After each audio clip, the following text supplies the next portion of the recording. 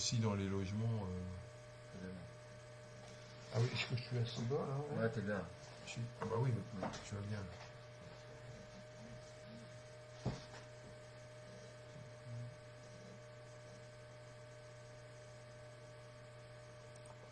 Quelqu'un bonjour à tous. Parti, hein. Non, chronique, il est pas parti.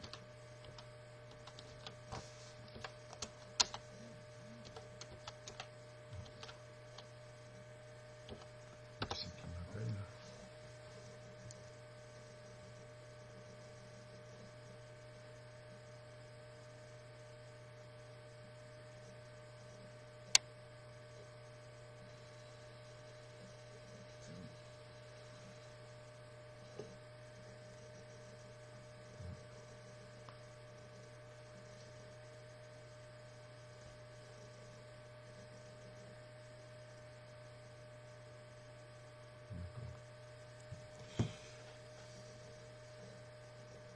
C'est bon là? Ah bah ça y est. Bien, bah bonjour à tous. J'espère que vous m'entendez bien.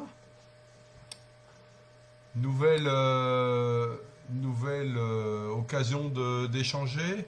Alors c'est vrai que avec un peu le recul, c'est quand même un peu osé notre affaire parce qu'on est quand même un jour férié. On s'était dit à lundi prochain, mais c'est vrai qu'on avait quand même un peu oublié que c'est le lundi de Pâques. Bon, voilà. Bon, dans la période actuelle, de toute manière, on a pas mal de temps mort, comme dirait l'autre, et donc on a pensé néanmoins que on pouvait tenir cet échange. Donc bon, je vois que les questions commencent à arriver, donc on peut commencer dès maintenant.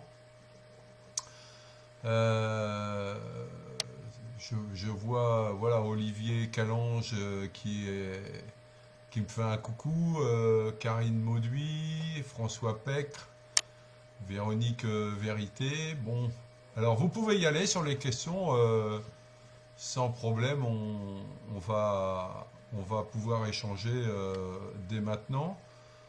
Euh, Peut-être donc s'il n'y a pas de questions pour s'échauffer un peu, vous dire que du point de vue des échanges avec Daniel Françoise, bon, je dirais que les rapports sont pas beaucoup améliorés puisque je vous avais dit la semaine dernière que j'avais adressé un courrier, comme je le fais quasiment chaque semaine, pour alerter sur un certain nombre de sujets qui me remontent hein, des habitants de Blainville. J'avais entre autres dans ce courrier-là alerté sur la question des pochettes hebdomadaires pour les enfants qui n'ont pas d'équipement informatique. Et donc le projet de mobiliser la police municipale pour apporter au domicile des élèves les pochettes hebdomadaires de travail scolaire. Et donc sur le même courrier, j'avais interrogé aussi sur la question des personnes âgées, hein, du suivi, de l'accompagnement des personnes âgées. Bon, j'ai reçu vendredi une réponse de Monsieur Françoise. Alors pas sur les questions, parce que finalement sur les questions que j'ai posées, bah, j'ai aucune réponse. Mais c'est plutôt, j'allais dire, une lettre assez agressive en fait. D'ailleurs, vous pourrez la retrouver sur notre site internet. Je rappelle, le site internet c'est ACIBSO, hein, comme Action Citoyenne pour Blainville-sur-Orne, ACIBSO. Et donc les courriers reçus et ceux que je peux envoyer sont sur le site. Bon, dans ce courrier, il a utilisé pas mal de qualificatifs assez agressifs, j'allais dire, à mon encontre. Bon, il dit que je fais de l'agitation, il dit que je profite de la situation du Covid-19 pour bouger, enfin pour contester ce qu'il fait. Il dit que j'ai un comportement suspicieux. Enfin bon, je n'en passe et des meilleurs, je vous renvoie sur le courrier. Bon, j'ai trouvé que c'était assez agressif, donc bon, je me suis dit que c'était peut-être pas mal que j'ai un échange verbal avec lui, et j'ai pris mon téléphone et je l'ai appelé. Je l'ai appelé en lui disant, écoutez, bon, j'ai vu votre courrier, j'ai pas envie de répondre dans le même style parce que l'agressivité va monter, donc c'est pas la peine. On est appelé à travailler ensemble à terme, et donc il faut peut-être qu'on prenne le temps de se parler, de se rencontrer, etc. Bon, on a été une demi-heure quand même au téléphone, on a échangé sur pas mal de choses, mais au final, pour qu'il m'explique qu'il n'était pas question qu'il m'associe en quoi que ce soit à ce qui se fait actuellement au niveau de la commune, il considérait que les conditions n'étaient pas réunies pour m'associer. Voilà, ni moi, ni d'ailleurs les autres élus. Et donc, bon, je lui ai dit que il fallait vraiment qu'on trouve le moyen d'avancer ensemble. Bon, il m'a alerté. Alors, bon, là-dessus, je suis pas complètement en désaccord avec lui. Il m'a alerté sur le fait que sur ce qu'il peut voir des échanges qu'il y a sur Internet, il est quelquefois quand même euh, choqué par les termes utilisés. Alors c'est vrai il y a quelquefois, il faut le dire, bon ça c'est l'aspect Facebook, etc. C'est, je dirais, la facette un peu négative de cette affaire-là, c'est que bon sur Facebook tout le monde se lâche, hein, et il y a quelquefois bon, des termes utilisés qui sont pas très polis, il faut le dire, qui peuvent être choquants, voilà. Donc bon, moi je lui ai dit de toute manière, dans la campagne qu'on a menée pendant tous les mois de la campagne, on a vraiment cherché en permanence à d'une part rester poli, et d'autre part à rester sur le terrain des idées, des projets pour la commune, et pas à rentrer dans des débats de personnes. Parce que les débats de personnes n'ont aucun intérêt, hein. Moi, j'ai toujours dit, Daniel Françoise, et j'ai pas de compte à régler, moi, avec Daniel Françoise, ni avec personne d'autre, d'ailleurs, dans la liste qui était concurrente. Et puis, de toute manière, notre sujet, c'est pas un problème de personne. Donc, je lui ai rappelé que, effectivement, on pouvait trouver quelquefois des propos choquants, mais qu'on n'avait pas la maîtrise de l'expression, et que en tous les cas, pour ce qui nous concerne, on n'est pas du tout sur ce terrain de l'absence de politesse ou de la mise en cause des personnes. Bon. Alors, si ça peut être un moyen d'arranger les choses, bon, on peut se le dire, on peut se le rappeler. Restons sur le terrain des idées, et puis restons sur le terrain des projets pour Blainville. Je pense que c'est ça qui est important. Bon, pour le reste, encore une fois, pas de réponse. Donc l'annonce, enfin la décision qui a été annoncée par Madame Zanella de refuser l'intervention de la police municipale, ben, pour l'instant, j'ai rien à changer, j'ai pas de réponse. Concernant les interventions en direction des personnes âgées, il m'a dit qu'ils avaient fait à peu près 1000 appels téléphoniques à plusieurs sur plusieurs jours auprès des personnes. Bon, euh, euh, ça va dans le sens de toute manière de ce qu'on souhaite, hein, même si dans la forme, on pensait que c'était plus dans de la relation euh, à domicile que par téléphone que les choses devaient se faire. Mais bon, voilà. Et quant à la question aussi du changement du serveur, là, sur laquelle Mahama Kampaoré a interrogé euh, le maire, euh, euh, bon, il a répondu que effectivement cet investissement avait été prévu dans le budget 2020. Moi, je lui ai surtout indiqué que, au-delà de l'investissement, ce qui m'intéressait, c'était les conséquences euh, concernant le fonctionnement informatique, parce que c'est vrai que quand on investit dans un serveur, euh, il faut toujours se poser la question de quel nouveau service on va pouvoir mettre en œuvre à partir du nouveau serveur, hein. Le serveur, c'est déterminant par rapport à tout ça. Et c'est vrai qu'à Blainville, on s'est rendu compte, nous, dans les quelques échanges qu'on a pu avoir la première semaine avec le DGS et avec Daniel Françoise, que sans doute, en matière informatique, on pouvait faire beaucoup mieux. Je vous rappelle que Daniel Françoise, par exemple, il a pas de micro informatique sur son bureau. Lui, il travaille pas avec l'informatique en réalité, hein. Donc il y a matière à faire, mais bon, on n'en sait pas plus sur le sujet pour le moment. Alors, Ben Scuba me pose la question, j'aimerais bien savoir votre point de vue sur le fait de couper l'éclairage public la nuit pour des raisons d'impact environnementaux et d'économie d'énergie. Oui, c'est un sujet. J'ai vu d'ailleurs que certaines communes là venaient de décider de le faire, au moins en partie. Euh, bon, en matière d'économie d'énergie, c'est vrai que le fait de réduire l'éclairage public, c'est une économie, hein, donc il n'y a pas de problème. En même temps, un certain nombre de personnes vous disent attention, parce que quand vous coupez l'éclairage public, vous facilitez les interventions des voleurs, quoi, hein, bon, c'est vrai qu'il y a des risques là-dessus, hein. Bon, moi, j'ai pas d'avis a priori, si vous voulez, pour ou contre. Moi, je suis évidemment pour qu'on fasse des économies d'énergie. En même temps, c'est pas parce qu'on veut faire des économies d'énergie qu'on doit faire tout et n'importe quoi. Donc c'est un sujet, moi, que j'aurais bien voulu, que je voudrais bien discuter, par exemple, avec Daniel Françoise. Je pense que c'est un vrai sujet. Peut-être d'ailleurs qu'il faudra que je l'interroge là-dessus. On va le noter, ça, mais pour lui demander ce qu'il en pense. Mais voilà, si on pouvait avoir un échange sur un sujet comme ça, moi encore une fois, j'ai pas d'a priori pour ou contre.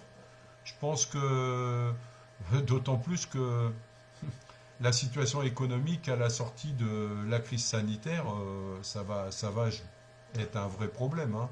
Donc, et puis en matière environnementale, le fait de faire des économies d'énergie, c'est c'est un vrai sujet aussi. Donc voilà, moi je suis pas tranché là-dessus. Je pense que c'est bien de le faire, y compris on sait qu'en matière d'équipement, il y a des équipements qui permettent, quand on change des équipements, de faire des économies d'énergie.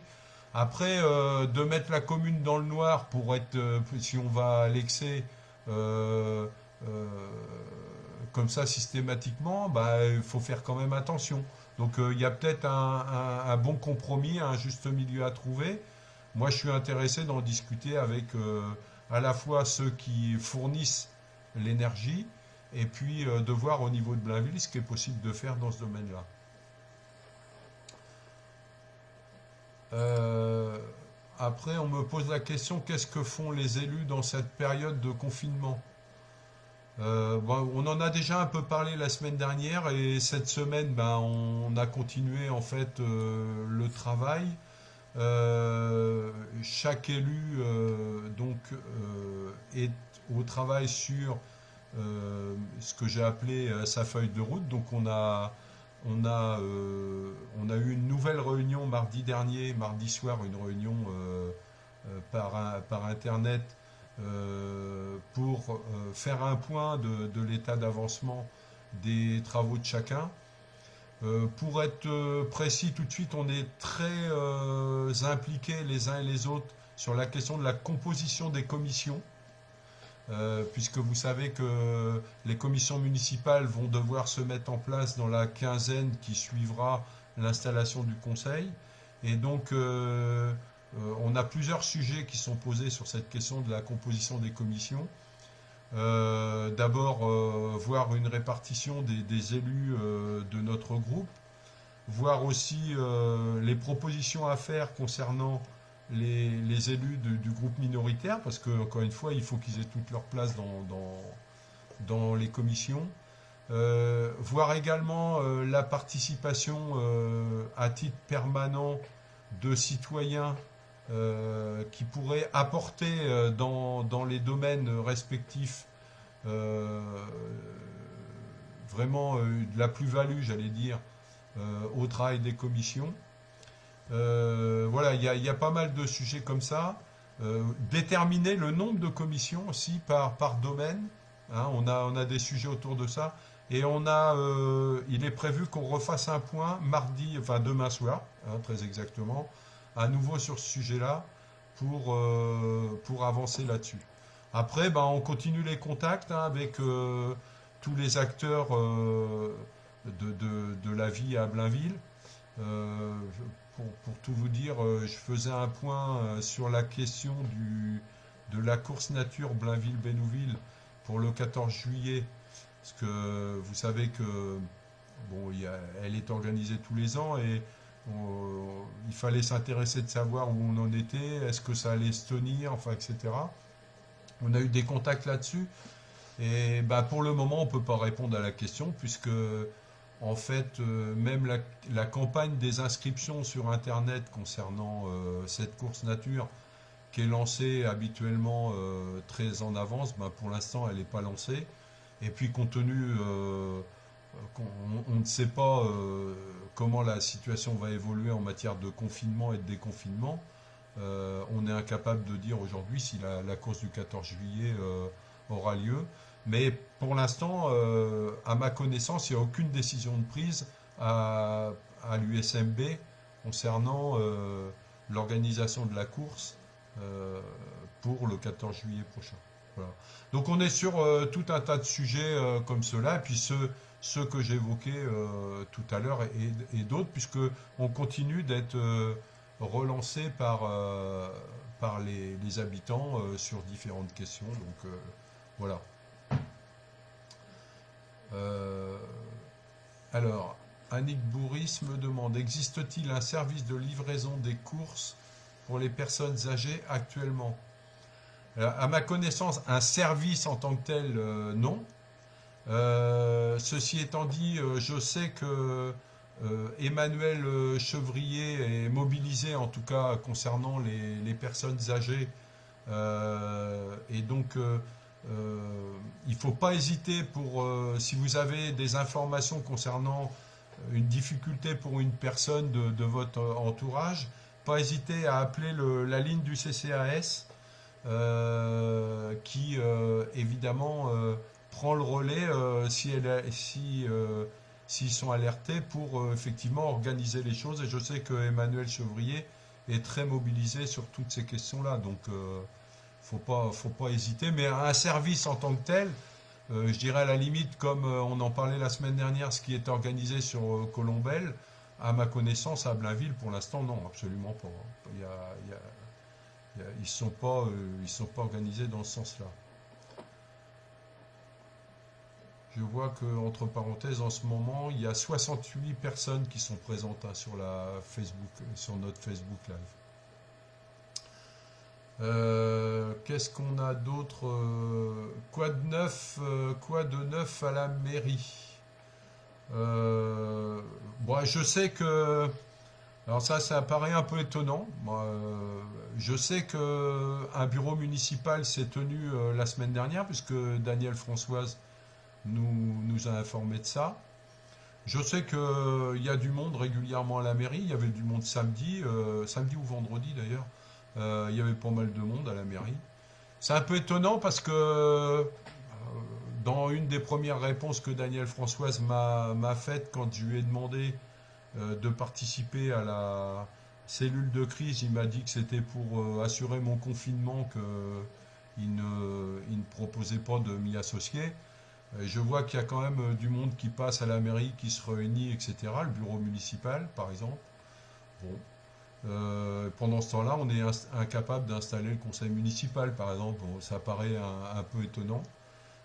J'ai vu aussi, tiens, pour information, que le conseil municipal à Anfréville, c'était dans Ouest France hier, le conseil municipal d'Anfréville s'est réuni cette semaine, voilà, a pris des décisions, etc. Bon. Donc il y a des conseils municipaux qui se réunissent et puis en même temps on ne peut pas installer notre conseil municipal, ça peut apparaître un peu étonnant. Voilà. Moi, je pense de toute manière que concernant l'installation du conseil municipal, si l'État le voulait, je pense qu'on pourrait le faire avec encore une fois les moyens techniques qui existent. Donc, euh, je pense que voilà, il y a des choses comme ça qui pourraient être faites. Savez-vous quand il y aura une réponse à leur recours? Non, alors là, personne enfin, pour l'instant, donc nous, l'avocat a adressé au tribunal administratif notre mémoire en réponse au recours qui a été fait. Mais on n'a aucun retour. Euh, je vous rappelle que normalement, du point de vue de la loi, quand il y a un recours qui est exercé comme ça, le tribunal administratif doit se prononcer dans les 3 mois. Ça, c'est le principe. Mais l'État a pris une ordonnance pour, compte tenu de la situation de crise sanitaire, geler tous les délais qui sont prévus en matière de contentieux. Donc, le délai de 3 mois, à mon avis, ne tient plus. Par ailleurs, le tribunal administratif, il est fermé. Alors, il y a une activité à l'intérieur, mais si vous voulez, il est fermé au public.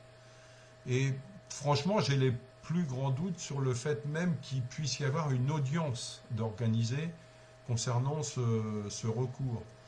Je pense que très probablement le tribunal administratif statuera sur dossier, sur la base des mémoires. C'est ce qui paraît le plus probable parce que de toute manière, dans les tribunaux aujourd'hui, il n'y a plus d'audience, quoi.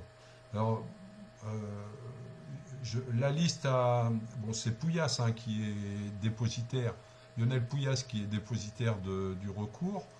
Il a demandé à ce que les personnes qui sont signataires soient présentes à l'audience et auditionnées.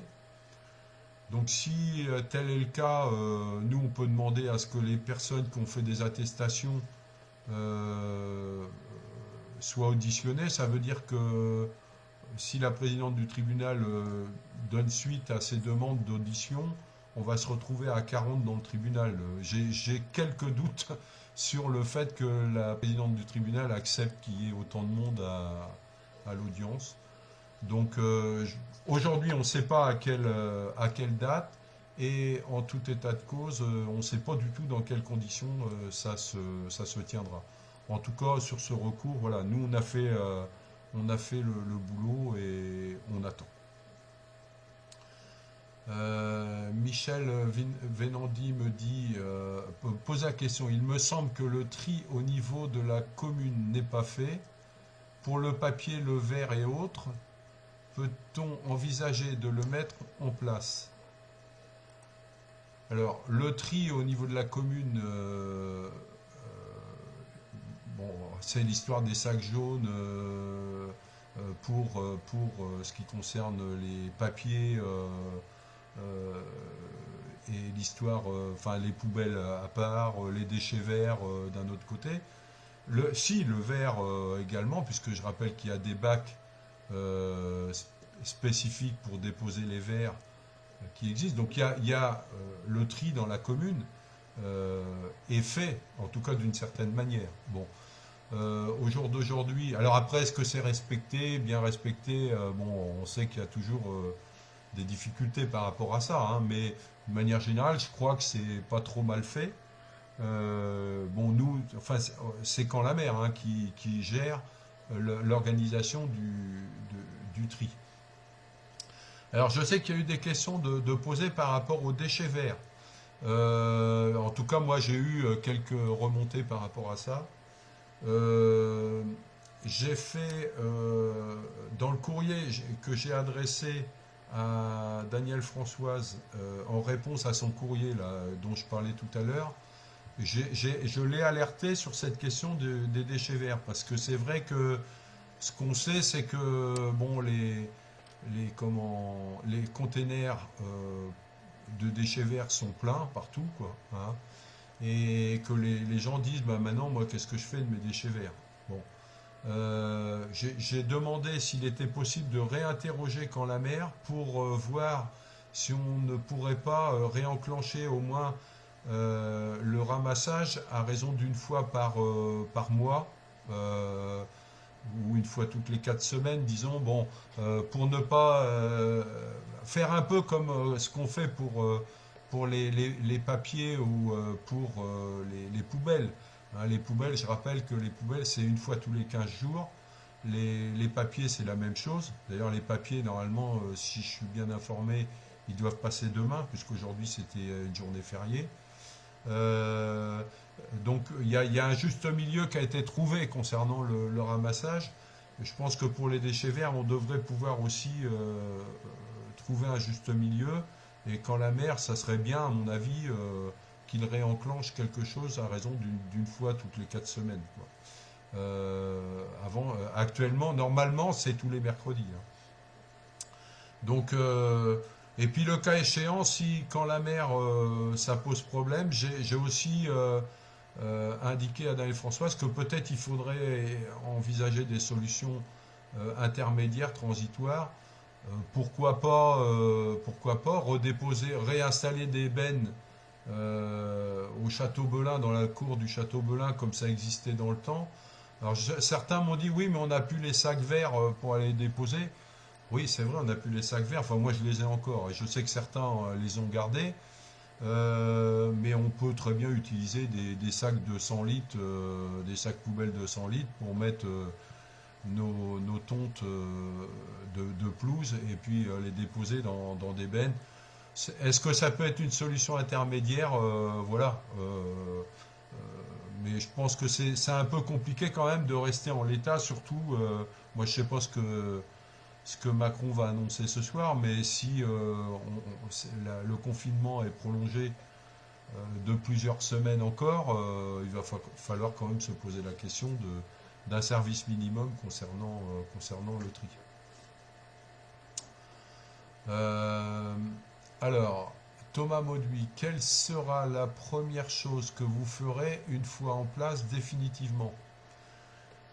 Ça, c'est une bonne question parce que je vous avoue qu'on en parlait encore avec quelqu'un aujourd'hui. Euh, dans la campagne telle qu'on l'a menée, on a dit clairement quelles seraient les priorités. Je rappelle, concernant les questions financières, l'endettement de Blainville, déclencher un audit de la situation financière en urgence et demander à rencontrer la Banque de France et le préfet pour examiner avec eux comment on pouvait être aidé pour aménager cette dette. Ça, c'est les questions financières. Concernant la démocratie participative, lancer dès la première année en urgence un travail avec les citoyens de réflexion sur combien de conseils de quartier, comment, avec qui, de manière à démarrer dès janvier 2021, et puis mettre en place la permanence à la mairie pour la permanence donc des élus pour pouvoir recevoir les Blainvillaises et les Blainvillais qui souhaitent nous rencontrer. Ça, c'est dans le domaine de la démocratie participative.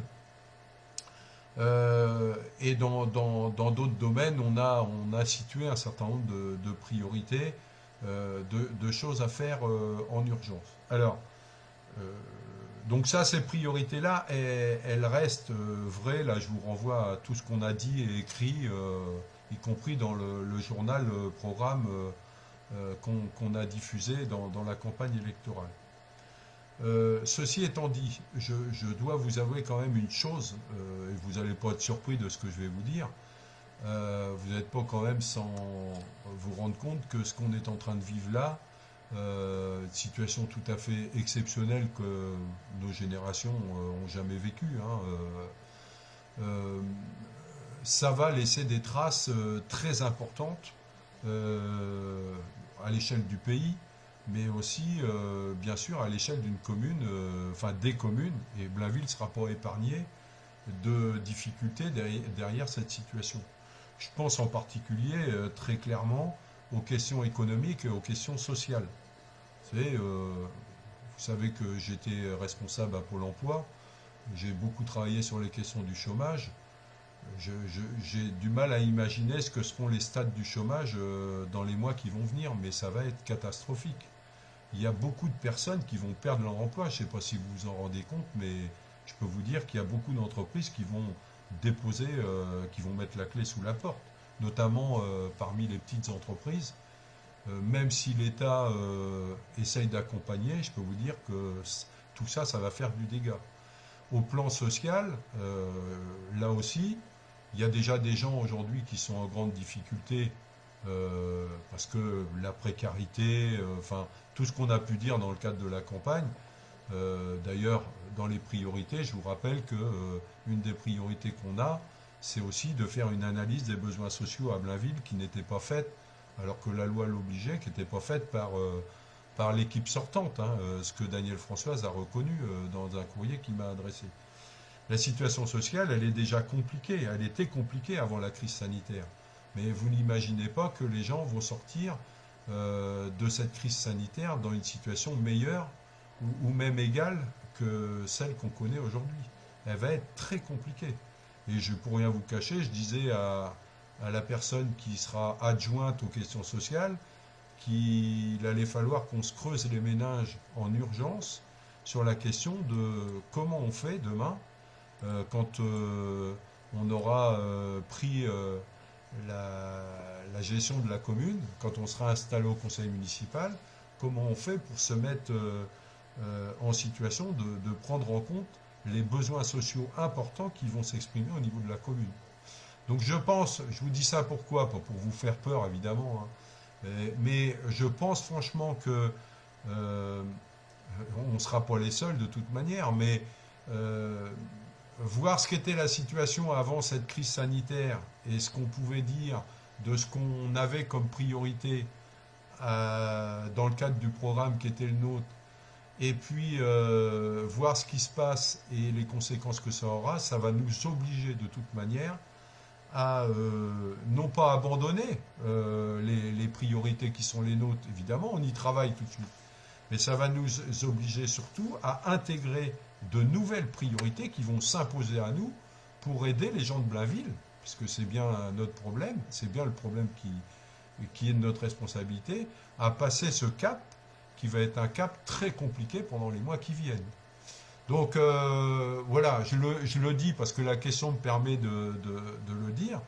Je pense que on va rien lâcher des priorités qui sont les nôtres, mais en même temps qu'on va devoir s'adapter, il faut le dire, à la situation qui va être une situation voilà, complexe, dans laquelle je pense les Blainvillaises et les Blainvillais vont demander beaucoup à l'équipe municipale en place. Et il faudra y faire face. J'y reviens, vous allez dire, j'insiste peut-être, mais ça renforce l'idée, si vous voulez, que on n'a pas intérêt, c'est un peu le message que j'ai essayé de faire passer à Daniel Françoise, on n'a vraiment pas intérêt à passer notre temps, si vous voulez, entre l'équipe majoritaire et l'équipe minoritaire, à se déchirer et à s'envoyer des courriers du style de celui que Daniel Françoise vient de nous envoyer. Hein. Au contraire, on va devoir serrer les coudes, tous ensemble. Et tous ensemble, ça veut dire la majorité avec la minorité. Autour d'un objectif central, c'est répondre aux attentes des Blainvillaises et des Blainvillais dans une situation qui va être une situation, encore une fois, très compliquée. Donc, je pense que quand on prend des initiatives et quand on échange, il faut qu'on ait en tête aussi cette donnée-là, le besoin de travailler ensemble, quelles que soient nos différences, pour surtout penser à l'intérêt général. Edith Fargier me demande, serait-il possible de faire comme pour les personnes handicapées, avoir des places de parking réservées pour les personnes qui interviennent au domicile? Alors je pense que vous parlez des assistantes de vie. puisque vous en êtes une vous-même. Donc je fais tout de suite le rapprochement. Moi, je pense que c'est un sujet, bon, c'est une question qui ne m'a jamais été posée en tant que telle. Euh, c'est vrai que dans la période actuelle, avec le confinement, il y a beaucoup de voitures qui restent sur les parkings, alors que d'habitude, ben, tous ceux qui vont travailler, etc., enfin, une grande partie de ceux qui vont travailler, qui n'utilisent pas les transports en commun, bon, ben, partent avec leur véhicule, ce qui libère des places sur les parkings. Je pense que dans la situation actuelle, ça doit être effectivement très compliqué pour les personnes qui interviennent au domicile de stationner. Je pense que c'est un sujet qu'il faudrait qu'on évoque dans le cadre de la cellule de crise parce que c'est une situation particulière. J'ai pas de réponse a priori comme ça parce que c'est pas simple d'y répondre. Euh, Est-ce qu'on pourrait admettre que les personnes intervenant à domicile puissent stationner sur des places handicapées dans cette période particulière? Il faut réfléchir à ça. Moi, je note la question. Je vais essayer de faire remonter ça aussi à l'équipe municipale. Vous voyez, c'est un vrai sujet. Euh, Bonjour, depuis vendredi, beaucoup de Blainvillais trouvent un écran noir en allumant leur téléviseur. Pouvez-vous intervenir pour que cela s'arrange? Alors j'ai effectivement été alerté là-dessus. Madame Bourris, d'ailleurs, pour ne pas la citer, m'avait alerté dans la période de campagne sur cette question-là. Parce que ça, c'est pas un problème nouveau. Alors, pour les gens qui sont pas au courant, il faut savoir que ça concerne des logements qui sont reliés à des antennes collectives. Et il arrive que, alors c'est entre autres sur des logements qui sont gérés par CDC Habitat. Il arrive, enfin, c'est pas nouveau encore une fois, que sans trop savoir pourquoi, les gens se retrouvent avec un écran noir, voilà, plus de télé. Alors, plus de télé dans cette période de confinement, vous voyez, c'est encore plus compliqué que dans les autres périodes, évidemment. Je sais d'ailleurs que quelqu'un a dû appeler CDC Habitat cette semaine pour dire voilà, on n'a plus de télé, écran noir, etc. Et que il m'a été dit que CDC Habitat avait répondu on peut rien faire, c'est à cause du soleil. Bon. Alors, si maintenant le soleil empêche de voir la télé, je, intervenir sur le soleil, ça va être compliqué. Hein. Donc, je, je pense effectivement qu'il va falloir réintervenir auprès de CDC Habitat. Moi, je pense qu'il va falloir intervenir aussi auprès du conseil municipal pour voir peut-être à ce qu'il y ait une intervention du conseil directement auprès de CDC Habitat, puisque CDC Habitat a déjà été alerté sur la situation. Mais comme c'est pas une situation nouvelle, je pense que c'est pas seulement une réponse ponctuelle qu'il faut. C'est pas seulement dépanner ponctuellement, il faut regarder plus à fond le problème parce qu'encore une fois, c'est pas un problème nouveau. Donc oui, oui, on va intervenir. Moi, je m'engage à ce que dès demain, il y ait quelqu'un de notre équipe qui intervienne pour alerter la mairie et demander une intervention auprès de CDC Habitat. Peut-être qu'on pourrait même en parallèle réintervenir auprès de CDC Habitat. On voit ça, je m'engage à ce qu'on fasse ce qu'il faut et on refera un point la semaine prochaine. Nous avions commencé à parler, Cédric Blondet, hein, nous avions commencé à parler avec l'ancienne équipe de la mairie de la possibilité d'installer un Algeco devant le gymnase pour installer les bureaux des sections hand et basket ainsi qu'un espace de vie dont nos deux sections manquent cruellement. De plus, la nouvelle maire adjointe va-t-elle appeler toutes les sections de l'USMB pour répondre à nos interrogations? Concernant l'appel des sections de l'USMB, la maire adjointe en question, je l'ai eu encore aujourd'hui au téléphone pour faire un point avec elle, a déjà pris les contacts. elle a déjà appelé un certain nombre de sections. Euh, Elle essaye de. Alors, vous savez qu'on a eu des problèmes, on s'est fait remonter les bretelles par Daniel Françoise la semaine dernière, qui nous dit, qui nous interdit d'appeler les services, les chefs de service, le DGS, enfin d'appeler sur les numéros, si vous voulez, officiels. Voilà. Bon. Donc,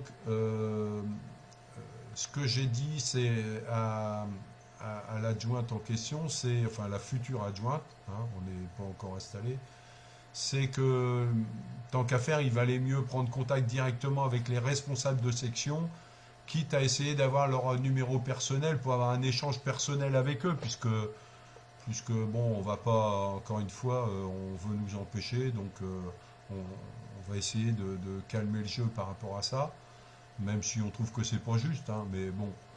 Donc, je sais qu'il y a eu des échanges, hein. Si d'ailleurs, entre parenthèses, je vous ai dit que je vous ai fait un point sur l'organisation de la course du 14 juillet, où est-ce qu'on en était, c'est parce qu'il y a eu un contact, hein.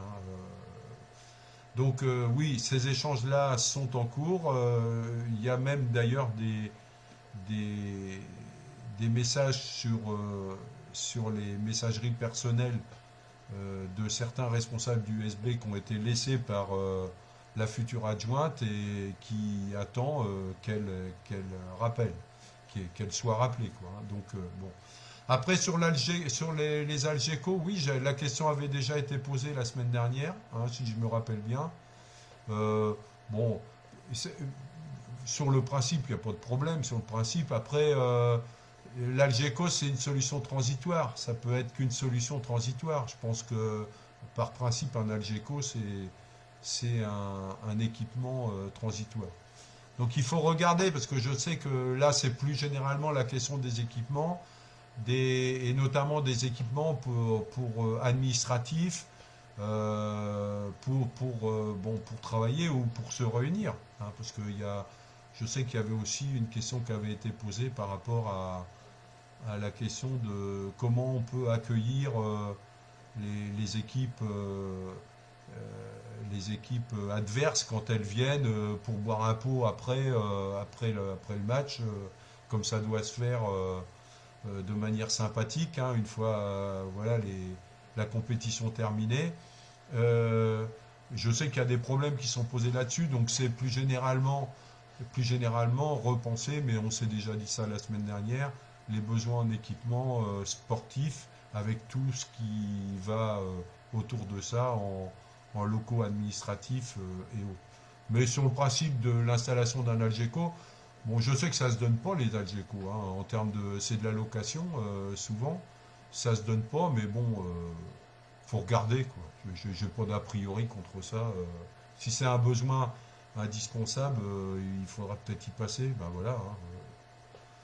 Ok. Euh, on me pose la question des indemnités des élus. Ah oui, je pense que cette question est posée parce que j'ai fait un courrier. Oui, c'est vrai que j'allais oublier d'en parler. J'ai fait un courrier, alors je sais plus, c'est cette semaine, mais je sais plus exactement quel jour. C'est peut-être le 9 avril. J'ai fait un courrier à Daniel François. J'en avais parlé déjà, je crois, à la première, oui, la première fois qu'on a eu ce type d'échange. Euh, bon, si vous voulez, le courrier, c'est de dire à Daniel Françoise, écoutez, dans cette période de crise sanitaire, bon, sans doute que le maire, il a du travail, peut-être pas autant que d'habitude, mais il a du travail. Mais au-delà du maire, les adjoints, bon, le principe c'est le confinement, hein, pour tout le monde, donc c'est vrai pour les adjoints comme pour le reste. Et donc dans cette période de confinement, on peut considérer que les adjoints, ils ont beaucoup moins d'activité que ce qu'ils ont habituellement.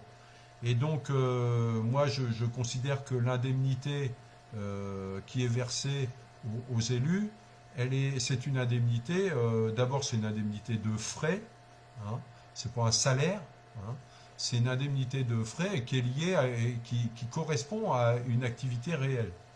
Et donc, j'ai écrit à Daniel Françoise pour lui dire que je considérais que dans cette période, ça ne serait pas juste de verser l'indemnité aux adjoints, sauf sur présentation de justificatifs de frais. Où là, c'est normal, hein, à partir du moment où il y a eu des frais d'engagé, ben, il faut qu'ils soient remboursés. Mais au-delà, une indemnité de principe, si vous voulez, c'est pas normal. Donc je lui ai demandé d'examiner la possibilité de suspendre le versement tant qu'on est en situation de crise sanitaire et de faire en sorte d'attribuer les sommes non versées dans le cadre de dotation au CCAS pour permettre, si vous voulez, d'aider, faire preuve de solidarité vis-à-vis des foyers notamment qui sont en grande difficulté. Voilà. En tout cas, moi, je lui ai dit que je m'engageais, je ne sais pas quand est-ce qu'on va être installé, mais si on est installé dans la période de crise sanitaire et dans le cadre du confinement, moi, je m'engage à prendre une délibération qui permette d'appliquer cette règle. Pas d'indemnité, sauf présentation de fiches de frais réelles. Voilà. Et j'indique par ailleurs, mais ça c'est pour votre information, c'est vrai que dans la campagne électorale, on a indiqué clairement que les élus, nos élus, auraient une retenue sur les indemnités en fonction des absences. Parce que on considère que à partir du moment où les gens sont absents, ils n'ont pas lieu de percevoir des indemnités. Quand on est élu, c'est pour siéger, c'est pour assumer ses responsabilités devant les citoyens. Et donc, s'il y a absence, il y a impact sur les indemnités. Et, je dois vous dire qu'on on a travaillé sur le projet de délibération qui serait soumis au vote du conseil municipal. Et donc, on est en cours de finalisation de ce projet de délibération. Et on sera sans doute en mesure, au conseil municipal qui suivra notre installation, de faire adopter cette délibération qui donc indiquera qu'en fonction du nombre d'absences, il y a un pourcentage d'abattement sur l'indemnité. Et puis que ça sera calculé d'ailleurs au semestre, hein, pour qu'on puisse le faire de manière très concrète. Le but étant que les adjoints comme le maire, parce que ça s'appliquera également au maire, soient présents dans les réunions où ils doivent être présents. Donc c'est un principe qu'on appliquera. On l'avait déjà annoncé d'ailleurs à Daniel Françoise la première semaine et au directeur général des services quand on les a rencontrés. Et on en a parlé d'ailleurs avec le service RH de la mairie pour qu'on regarde avec eux comment on va pouvoir paramétrer au niveau informatique cette règle qui fait que l'indemnité sera fonction aussi de la présence. Autre question. Y a-t-il de vraies possibilités de modification dans l'exécution budgétaire pour pouvoir intervenir dans le domaine social pour répondre aux futurs besoins nouveaux? Ah oui, ça, si vous voulez, je vais répondre très simplement à ça. Si on est, et je pense malheureusement que ça sera le cas, confronté à des demandes urgentes d'intervention dans le domaine social à la sortie du confinement et voire dans les mois qui suivent, dans le cadre du déconfinement, on a toujours la possibilité de reporter budgétairement des dépenses qu'on aurait envisagées dans le cadre d'orientations budgétaires qui ont été définies par l'équipe précédente, hein. Mais on a toujours la possibilité de reporter des investissements, voire la mise en œuvre de décisions, pour donner priorité à d'autres dépenses qui justifieraient de par le changement d'une situation, hein. Donc on peut très bien, alors ça se fera au conseil municipal évidemment, avec l'accord du conseil municipal, mais on peut toujours, sans difficulté, proposé de retarder certaines dépenses ou certains investissements, pardon, pour donner priorité à d'autres, à partir du moment où on justifie du bien fondé de cette décision. On m'a reposé la question, là, Franck Constantin, peut-être que vous avez pris en cours, des déchets verts. Bon, donc j'ai répondu hein, que sur les déchets verts, j'étais intervenu par écrit auprès du maire, transitoire. Moi j'appelle comme ça maintenant, monsieur le maire transitoire. Bah oui, c'est un maire transitoire. Donc de la cellule de crise pour que quand la mer soit réinterrogée, pour qu'on ait un service minimum en matière de ramassage des déchets verts, parce qu'on ne peut pas rester dans cette situation-là trop longtemps. Alors, est-ce qu'il y a d'autres questions? Oui, on me demande la question des absences non justifiées. Ça, je pense que c'est lié à ce que je viens d'évoquer concernant les indemnités des élus. Oui, il y a des absences qui peuvent être justifiées, hein, évidemment, quand on est malade ou quand on est pris dans le cadre, je sais pas, d'une obligation professionnelle ou d'une formation professionnelle, on va pas pénaliser, mais la question des absences justifiées ou injustifiées est une question qui sera intégrée à la délibération, c'est-à-dire qu'on se mettra d'accord là aussi pour dire sur quel type d'absence on peut passer pour ne pas réduire l'indemnité de l'élu. Et ce que j'ai pas dit, c'est que de toute manière, les habitants de Blainville pourront voir sur le site de la commune qui a perçu quoi, puisqu'on va mettre en transparence le montant des indemnités qui ont été perçues par chacun et chaque mois. Hein, là aussi, transparence complète. Ça, c'est un engagement qu'on a pris pendant la campagne.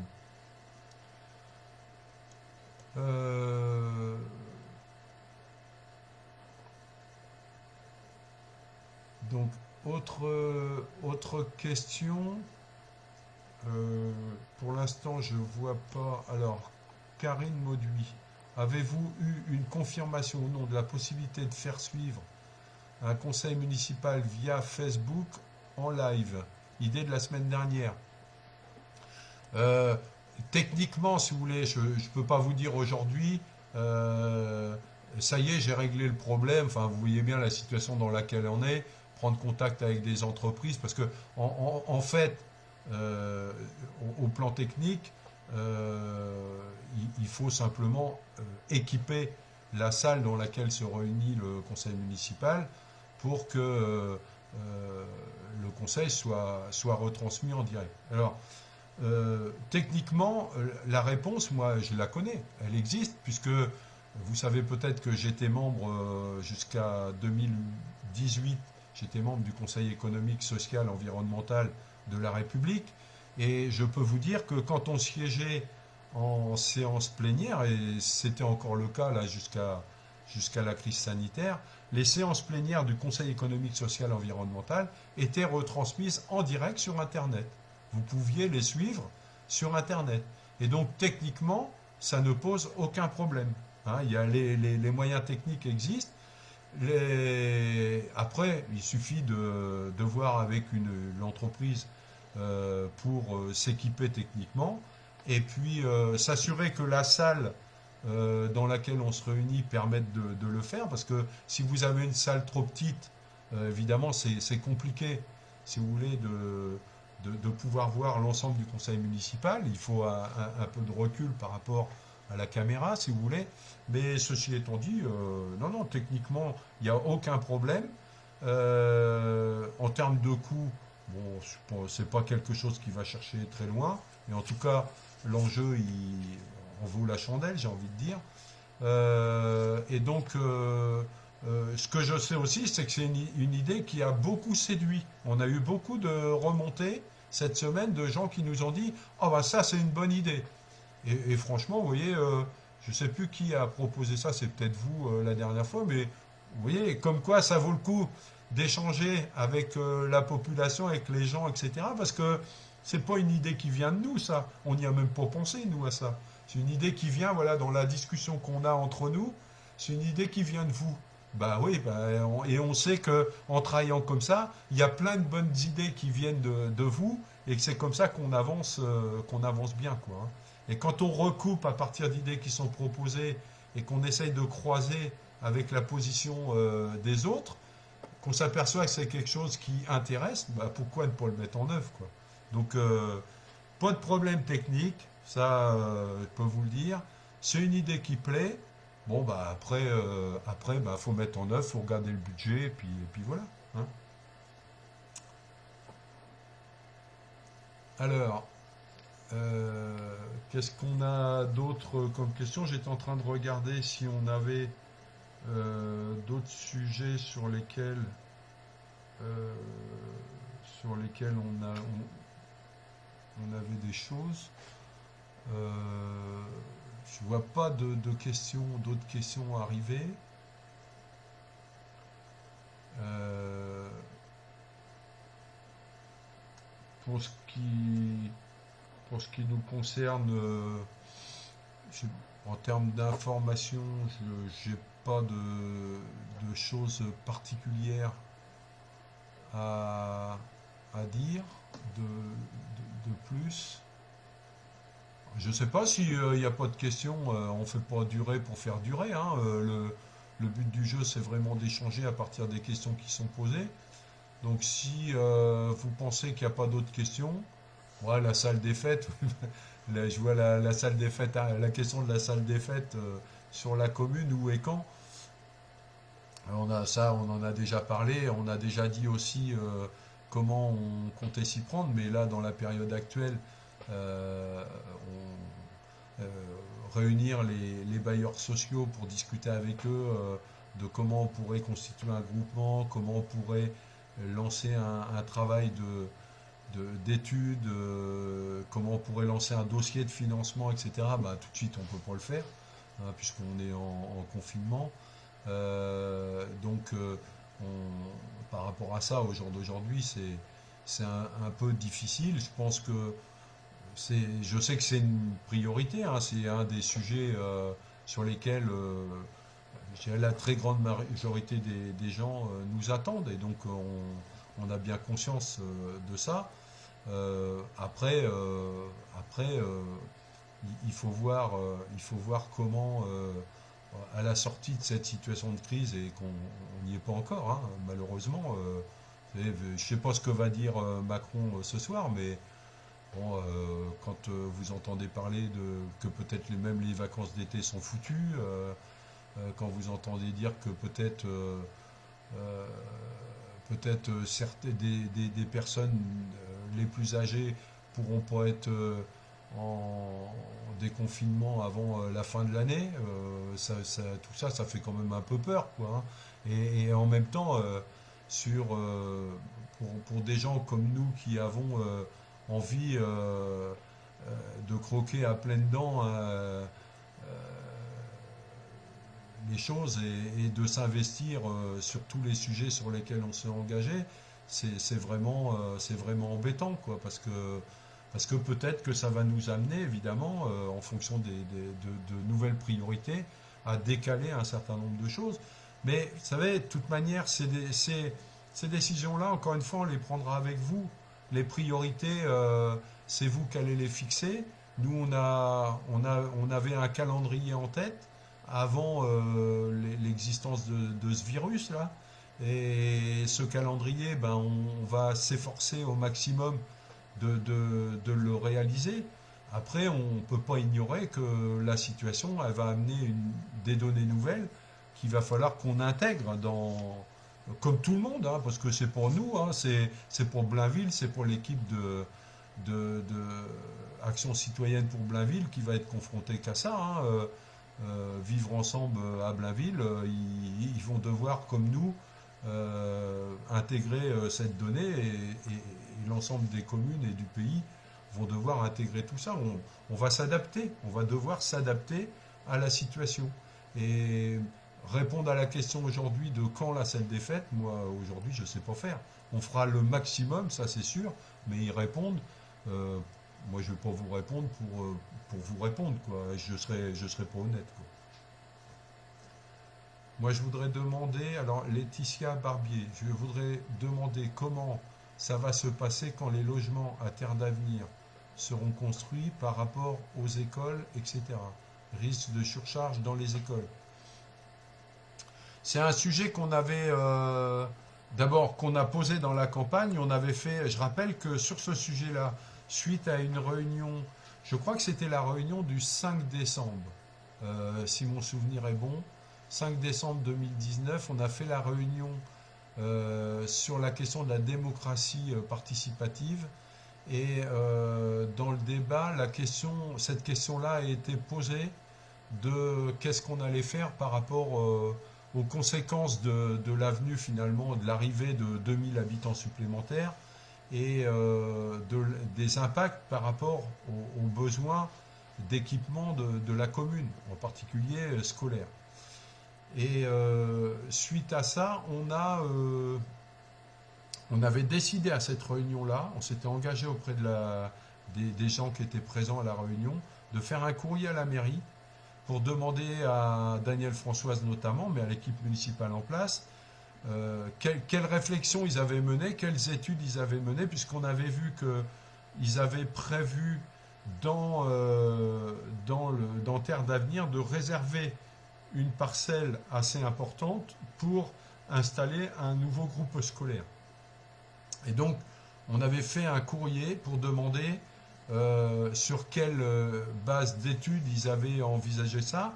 Et on avait même posé la question, parce qu'elle nous avait été posée, de savoir si le groupe scolaire en question viendrait remplacer Joliot-Curie ou si c'était un groupe scolaire en plus de Joliot-Curie, sachant que Joliot-Curie,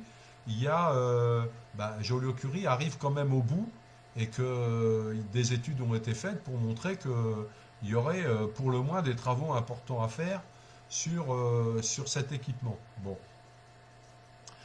On n'a jamais eu de réponse officielle de la mairie à ce courrier qu'on a fait.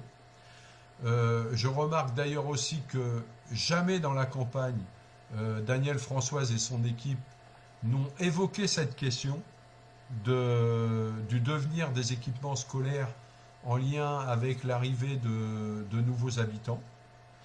Et quand on en a parlé, parce que la première semaine après l'élection qu'on a rencontré, et là je parle encore une fois sous le contrôle de Philippe Braud et de Marie Réfuveil, qui était avec moi, le DGS d'ailleurs était présent, quand on a évoqué cette question-là, parce qu'on l'a évoqué avec Daniel Françoise, il a bien été incapable de nous répondre quoi que ce soit par rapport à ça.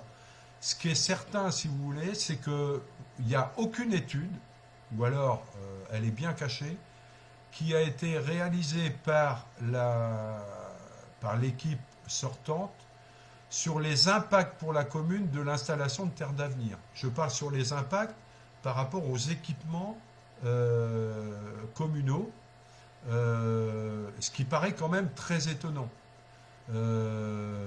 Et concernant les écoles, pas plus pour les écoles d'ailleurs que pour autre chose. Oui, vous dites risque de surcharge dans les écoles, c'est un vrai risque, mais en l'état, il n'y a, à ma connaissance, aucune étude faite par l'équipe sortante qui permette de dire vers quoi on va dans ce domaine-là. Donc ce qui est certain, c'est que nous, on aura un vrai travail à faire pour anticiper ces mouvements-là, de manière à ne pas se trouver dans une situation compliquée, notamment vis-à-vis de la réponse aux besoins scolaires. C'est un vrai sujet, mais bon, voilà, hein, on n'a pas du tout d'éléments là-dessus en termes d'impact. Et je pense qu'il y en aura parce que 2000 2000 habitants supplémentaires. On peut penser qu'il y a quand même un certain nombre de couples jeunes ou de familles qui s'installeront sur Terre d'Avenir. Et donc, on peut penser que... Alors c'est vrai qu'en même temps, pendant que des nouvelles familles s'installent, d'autres familles, ben, j'allais dire, vieillissent. Et donc les enfants, ben, voilà, ils changent d'équipement, enfin de groupe scolaire. Mais est-ce que... Enfin, comment ça va se passer aujourd'hui? On n'a aucune étude qui permet de nous dire, et Daniel François ne nous a pas donné d'éléments là-dessus. Il faudra vraiment anticiper cette affaire-là, hein, ça c'est clair. Romain Varin Piziou. Bonjour Monsieur Marie, serait-il possible d'avoir un espace musculation en plein air similaire à celui de Saint-Aubin d'Arconay ou bien mieux encore? Moi je connais même pas celui de Saint-Aubin d'Arconay. Je ne sais pas vous répondre honnêtement à cette question-là. Encore une fois, plus généralement en matière d'équipement sportif, si vous voulez, ce qu'on a prévu, c'est de faire un état des lieux avec l'ensemble des associations sportives et notamment des sections de l'USMB pour prendre le temps avec eux d'évaluer les besoins et de déterminer les priorités en termes de réponse. Il y a beaucoup d'attentes, hein.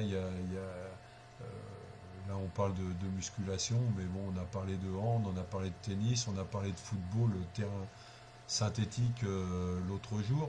Bon, les besoins sont immenses. De toute manière, c'est pas sur un mandat de 6 ans, avec l'état de la situation financière dans laquelle l'équipe actuelle laisse la commune qu'on pourra réaliser tout ça en claquant dans les doigts. Il ne faut pas se raconter d'histoire. Il y a une volonté de notre part de répondre aux attentes et on les déterminera avec vous, c'est vous qui nous direz. Mais en même temps, il y aura la nécessité absolue de déterminer les priorités parce qu'on ne pourra pas tout faire même avec la meilleure volonté du monde. Derrière les investissements, bah, il y a des besoins financiers. Et puis, bon, bah, on n'a jamais annoncé en se présentant qu'on allait raser gratis et que on allait être capable de tout faire, qu'il suffisait de demander, hein. Donc, moi, sur cette question comme sur les autres en matière d'équipement sportif, je rejette rien. Je dis on déterminera ensemble et on fixera les priorités. José Deveau, que penses-tu de l'erreur architecturale du nouveau bâtiment devant l'école Colbert? Je trouve ça dommage. Ouais, tu parles d'erreur architecturale. Moi, je pense que c'est plus qu'une erreur parce que franchement, quand je vois, enfin bon, alors bon, c'est vrai que, enfin, je vois pas ce que ce bâtiment-là vient foutre là, franchement, à l'entrée de Colbert. Faut être tordu quand même pour avoir été imaginer ça là.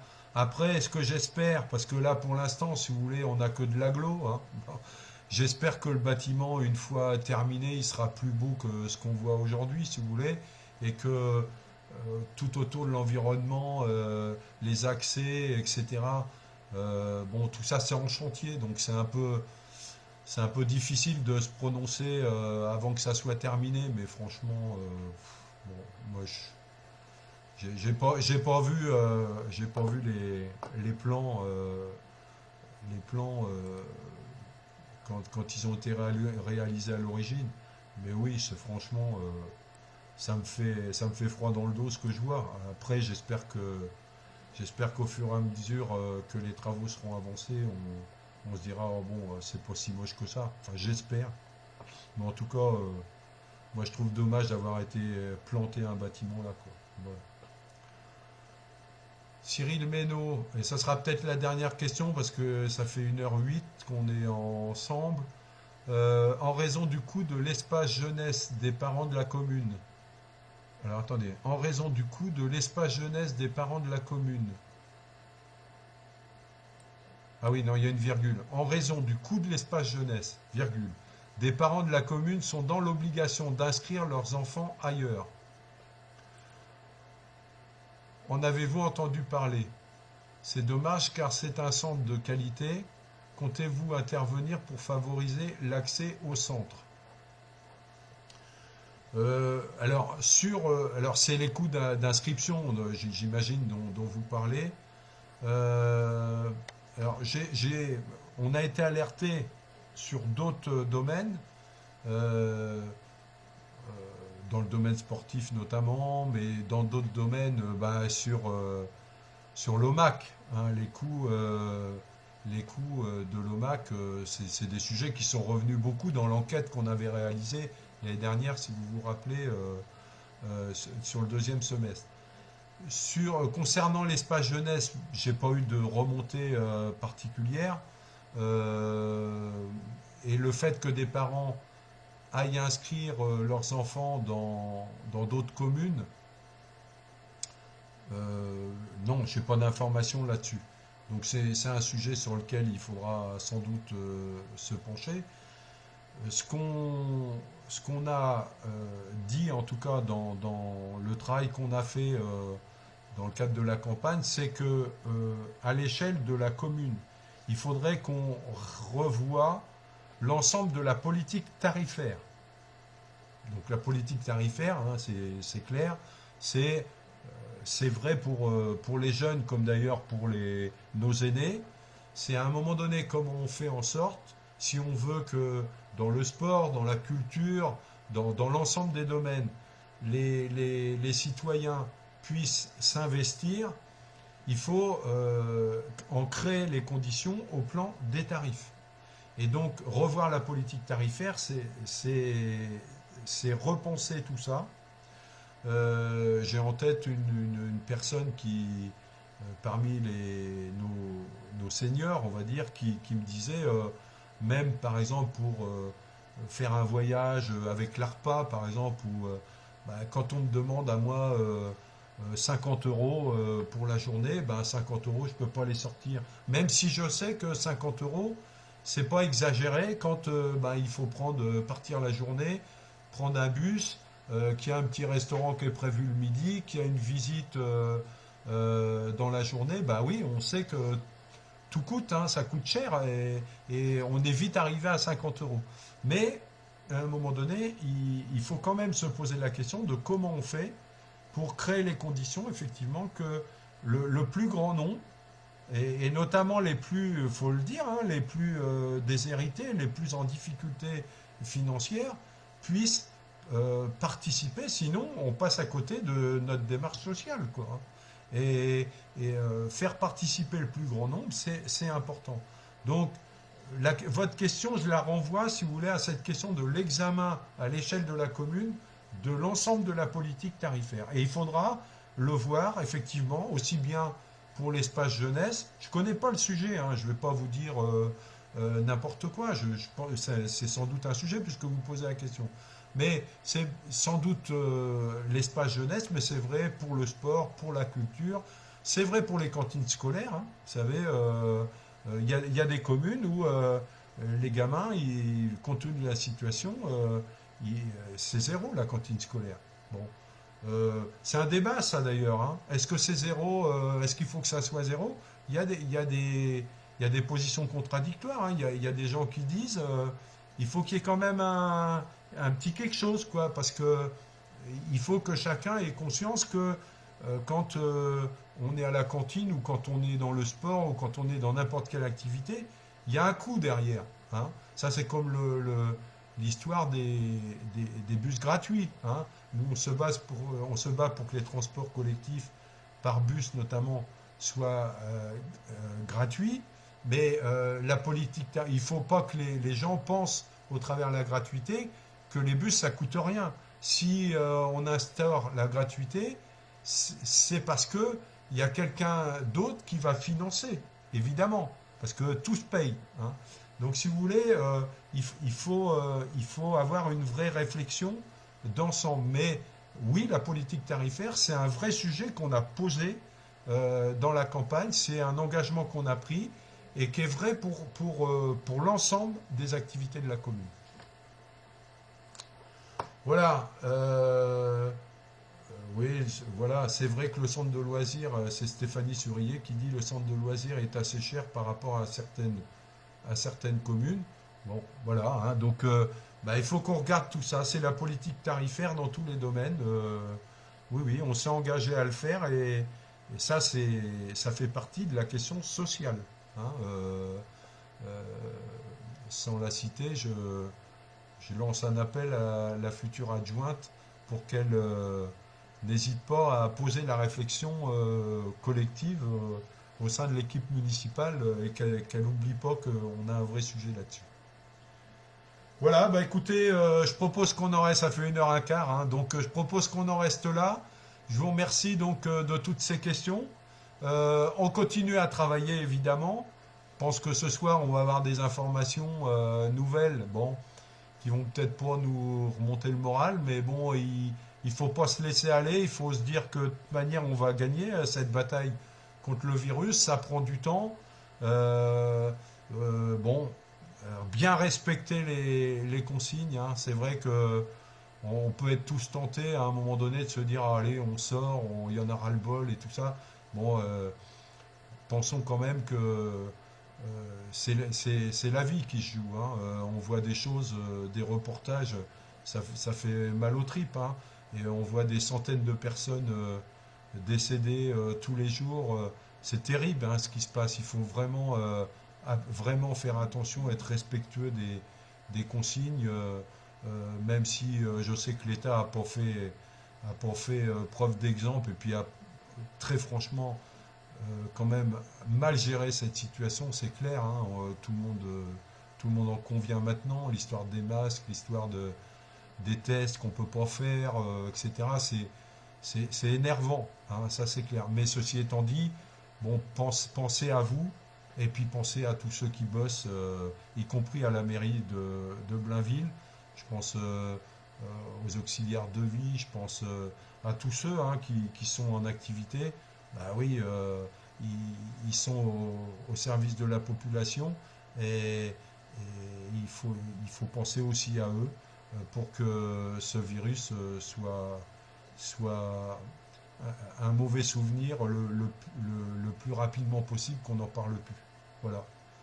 Bon courage à vous tous et puis à la semaine prochaine, lundi, 18h. Bonsoir.